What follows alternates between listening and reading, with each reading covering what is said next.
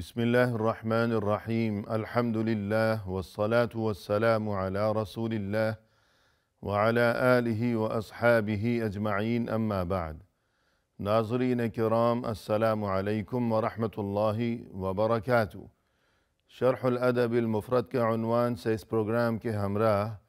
ہم حاضر خدمت ہیں۔ آج کی اس نشست میں ہم آغاز کر رہے ہیں امام بخاری رحمہ اللہ کی یہ کتاب کہ جس کا نام ہے الادب المفرد۔ اس کتاب میں یہ حدیث کہ جس کا نمبر ہے 461، فرمایا کہ عن ابی ہریرہ رضی اللہ عنہ قال قال النبی صلی اللہ علیہ وسلم لن ينجي احدا منكم عمله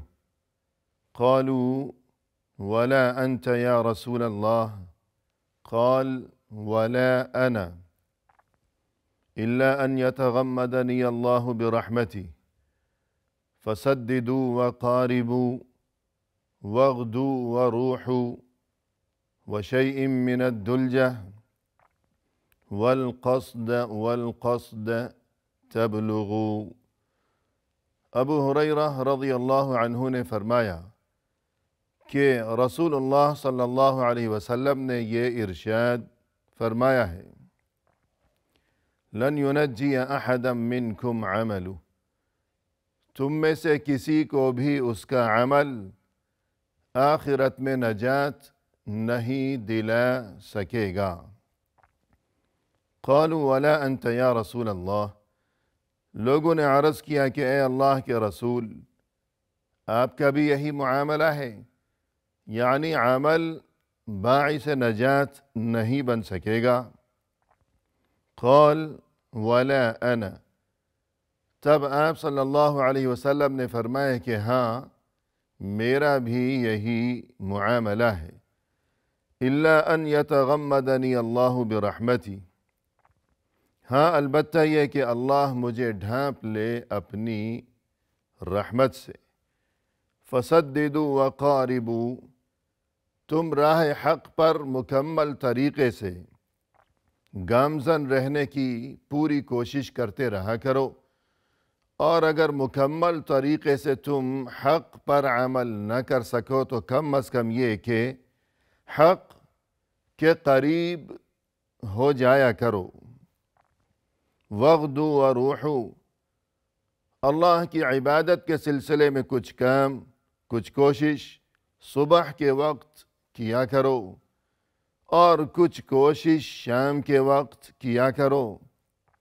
وشیء من الدلجہ، اور کچھ کوشش رات کے وقت بھی کر لیا کرو۔ والقصد، ہمیشہ درمیانی چال چلا کرو، تو نتیجہ یہ ہوگا کہ تبلغوا، تمہیں منزل تک پہنچنا نصیب ہو جائے گا۔ ناظرین، رسول اللہ صلی اللہ علیہ وسلم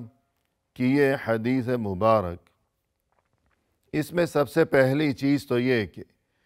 فرمایا کہ تم میں سے کسی کو بھی اس کا عمل آخرت میں نجات نہیں دلا سکے گا، یعنی جہنم سے نجات حاصل کرنے کے لیے اور جنت میں داخلے کے لیے صرف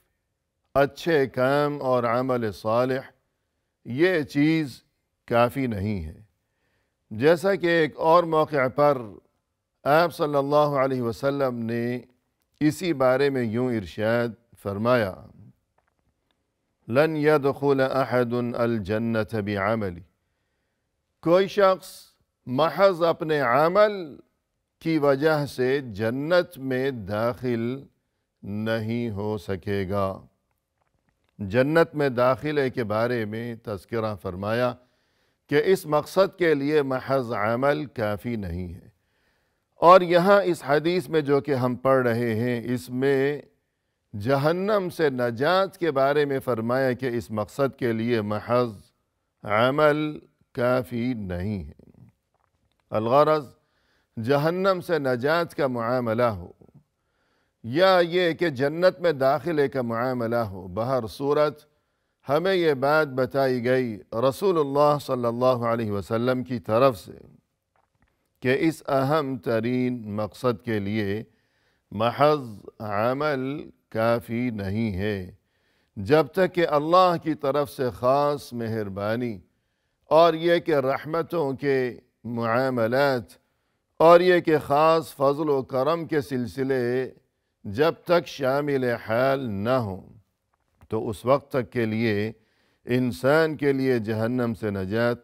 اور جنت میں داخلہ ممکن نہیں ہے۔ تو یہاں بقول اہل علم کوئی یہ نہ سمجھے کہ عمل کی کوئی اہمیت ہی نہیں،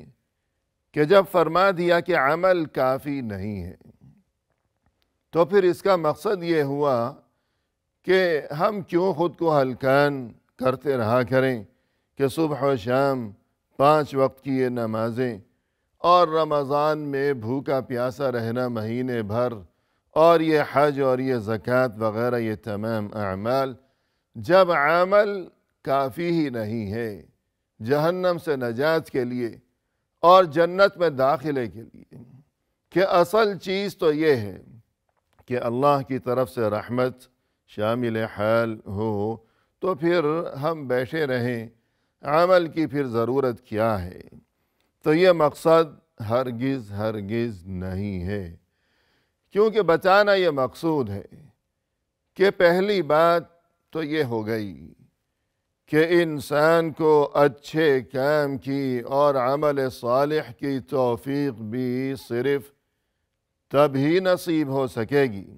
کہ اگر اللہ کو اس کے لیے توفیق منظور ہو۔ انسان کوئی اچھا کام تبھی کر سکے گا کہ جب اللہ کی طرف سے توفیق شامل حال ہو، تو یوں اچھا کام کرنے سے پہلے بھی انسان کو اس مقصد کے لیے اللہ کی محتاجی ہے اور اللہ کی طرف سے مدد و اعانت کی ضرورت ہے انسان کو، کہ اللہ کو منظور ہوگا تو انسان اچھا کام کر سکے گا،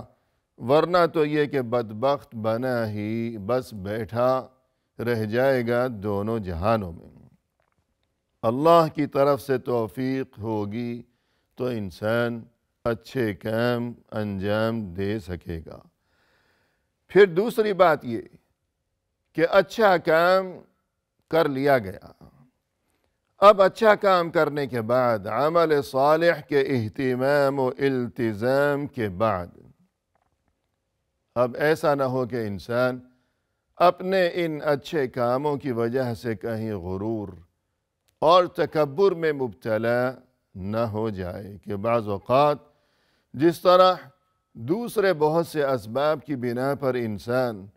تکبر کا شکار ہو جایا کرتا ہے، کہ مال و دولت کی وجہ سے تکبر ہے، غرور ہے، شکل و صورت اور حسن و جمال کی وجہ سے اگر کسی کو تکبر اور غرور ہے،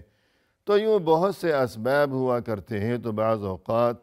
شیطان انسان کے عمل کو برباد کرنے کے لیے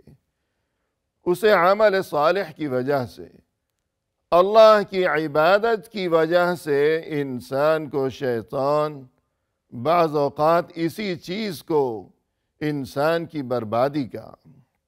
سبب بنا دیا کرتا ہے، کہ اچھا کام کرنے کے بعد اس پر غرور، خود کو اچھا سمجھنا، متقی اور پرہیزگار سمجھنا، اور دوسروں کو کمتر اور حقیر اور فاسق و فاجر اور گنہگار تصور کرنا۔ تو اچھا کام اگر انسان نے کر لیا، پہلی بات تو یہ کہ اللہ کی طرف سے توفیق اسے نصیب ہوئی، تبھی یہ اچھا کام کرنے کے قابل ہو سکا ہے۔ اب اچھا کام کرنے کے بعد ایسا نہ ہو کہ غرور اور تکبر میں مبتلا ہو جائے، کہ اگر غرور میں مبتلا ہو گیا تو پھر یہ اس کے اعمال صالحہ ضائع ہو جائیں گے، بیکار چلی جائے گی اس کی تمام محنت۔ پھر تیسری بات یہ کہ اچھے کاموں کے اہتمام و التزام کے بعد ایسا نہ ہو کہ انسان اب اپنے ان اچھے کاموں پر ہی بھروسہ کر کے بیٹھا رہے اور اس کے دل میں شیطان یہ وسوسہ اور یہ خیال ڈالنے لگے کہ میرے تو کام بہت اچھے ہیں، کتنی ہی عبادتیں میں نے انجام دی ہیں اپنی زندگی میں، کتنے بڑے بڑے اچھے کام میں کر چکا ہوں، لہذا اب یہ کہ مجھے فکر کرنے کی کوئی ضرورت ہی نہیں ہے، اب مجھے بے فکر رہنا چاہیے، بے خوف و خطر ہو جانا چاہیے کہ آگے کے تمام معاملات میرے لیے وہاں بہتری ہوگی، اور یہ کہ خدا نخواستہ اس کے دل میں یہ خیال آنے لگے کہ جب میں نے اتنے اچھے کام کیے زندگی بھر تو اب گویا کہ مجھے اللہ کی کوئی محتاجی باقی نہیں رہی۔ تو یہ خیال بھی بعض اوقات انسان کے دل میں شیطان ڈالا کرتا ہے کہ بہت سے اچھے کام کیے تو یوں اب بے غم ہو کر بیٹھ گیا کہ اب مجھے کوئی محتاجی باقی نہیں رہی۔ حالانکہ جو اہل ایمان ہیں وہ اچھے کام کیا کرتے ہیں، اس کے بعد وہ پھر اللہ کے سامنے گڑ گڑاتے ہیں، وہ ڈرتے ہیں، اچھے کام کیا کرتے ہیں، نمازیں پڑھتے ہیں، روزے رکھتے ہیں، حج کرتے ہیں، لیکن اس کے بعد وہ پھر ڈرتے ہیں، جیسا کہ قرآن کریم میں فرمایا وَالَّذِينَ يُؤْتُونَ مَا آتَوْا وَقُلُوبُهُمْ وَجِلَةٌ أَنَّهُمْ إِلَىٰ رَبِّهِمْ رَاجِعُونَ، وہ لوگ جو کہ اچھے کام کیا کرتے ہیں پھر اس کے بعد وہ خوف زدہ رہا کرتے ہیں کہ ہم نے اللہ کی طرف لوٹ کر جانا ہے۔ ام المؤمنین حضرت عائشہ صدیقہ رضی اللہ عنہا نے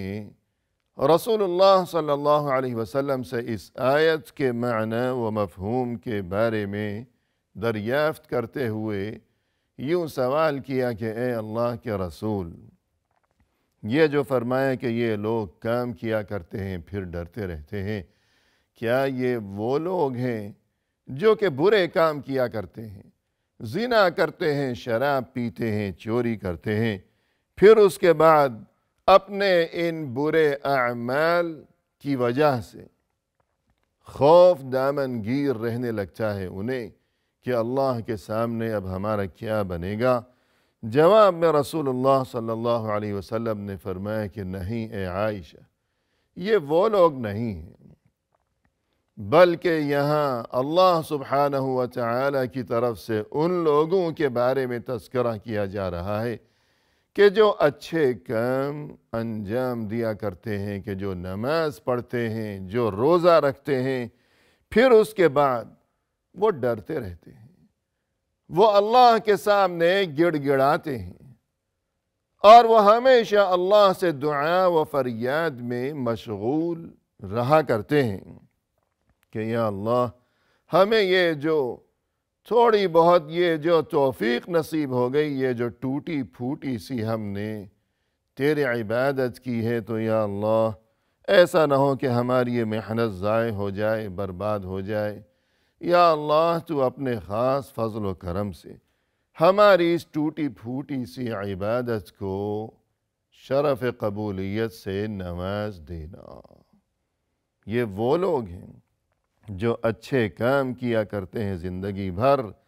اور پھر بھی انہیں خوف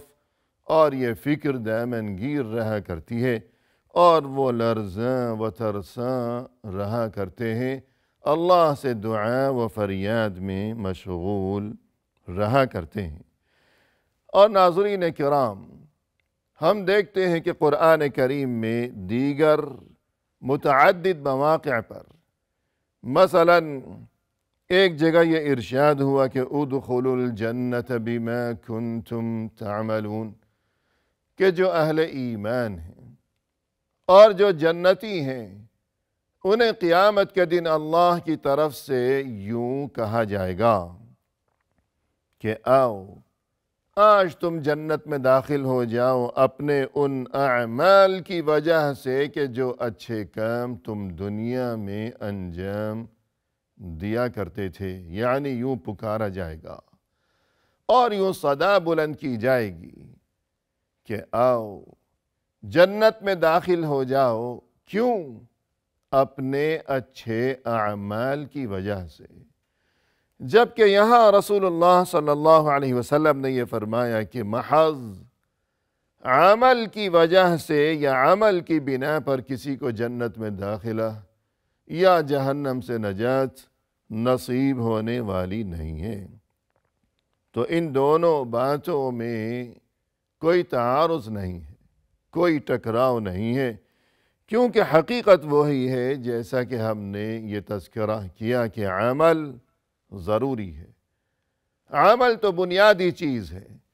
لیکن بتانا اور سمجھانا یہ مقصود ہے کہ صرف عمل کافی نہیں ہے۔ اللہ کی طرف سے خاص رحمت اگر شامل حال ہوگی تب یہ عمل اللہ کے ہاں مقبول قرار پائے گا، اور ہمارے لیے تبھی یہ عمل جہنم سے نجات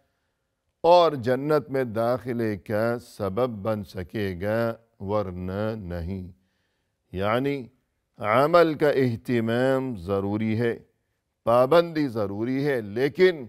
صرف عمل پر انسان بھروسہ کر کے نہ بیٹھا رہے، بلکہ عمل کی خوب پابندی کیا کرے، اچھے کام، اللہ کی عبادت، 5 وقت کی نماز، رمضان کے روزے اور حج اور زکوٰۃ، اور ہر برائی سے ہمیشہ اپنا دامن بچائے رکھنے کی پابندی، اور اس بارے میں محنت و کوشش۔ لیکن یہ سب کچھ کر چکنے کے بعد پھر مومن کے لیے ضروری ہے یہ بات کہ وہ اللہ سے ڈرتا رہے، اللہ سے دعا و فریاد کرتا رہے،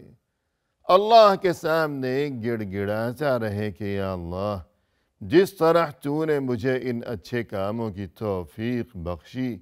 اب یا اللہ تو اپنے خاص فضل و کرم سے میرے ان کاموں کو قبول بھی فرما لے، اور تو اپنی خاص رحمت کی بدولت مجھے جہنم کی آگ سے نجات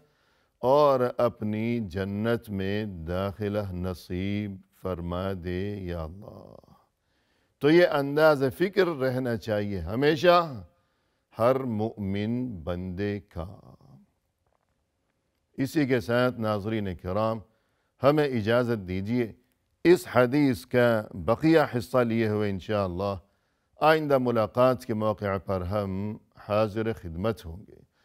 وآخر دعوانا ان الحمد للہ رب العالمین۔